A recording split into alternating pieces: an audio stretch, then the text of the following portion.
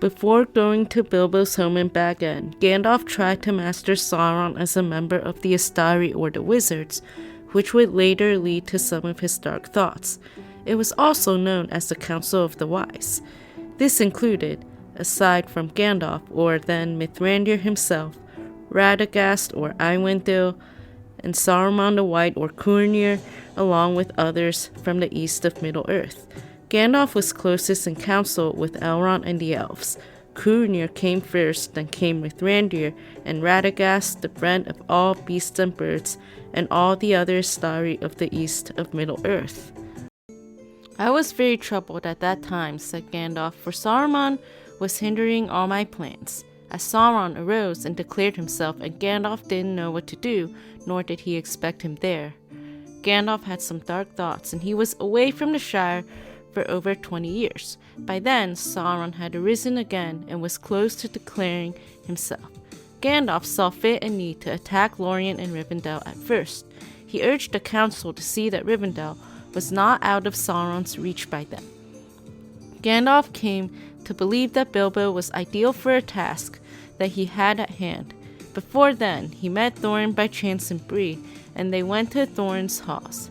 There, they discovered a shared desire to remove Smaug.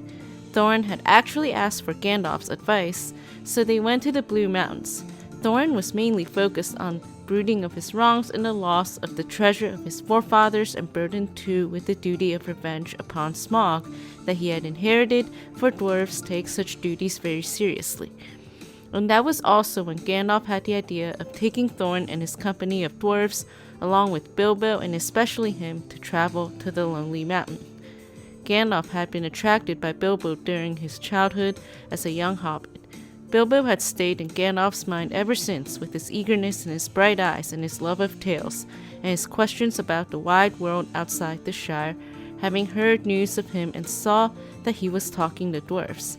Gandalf had tried to visit Bilbo many times, but he was often off, probably visiting the dwarves. However, he went back to Thorin in order to persuade him to let Bilbo come along with him. For Bilbo had changed, of course. At least, he was getting rather greedy and fat, and his old desires had dwindled down to a sort of private dream. Meanwhile, it was a map and key that would save the situation and get into Erebor, which was used to help Thror and Thrain escape according to Thorin. Thorin was suspicious at the time, deeming Bilbo soft as the mud of the Shire and silly. Gandalf insisted that if Bilbo goes with you, you will succeed. If not, you will fail. After many frustrations and concerns from Thorin, Gandalf eventually went through with his own foresight and later decided to go to the Shire to visit Bilbo in 2941 of the Third Age.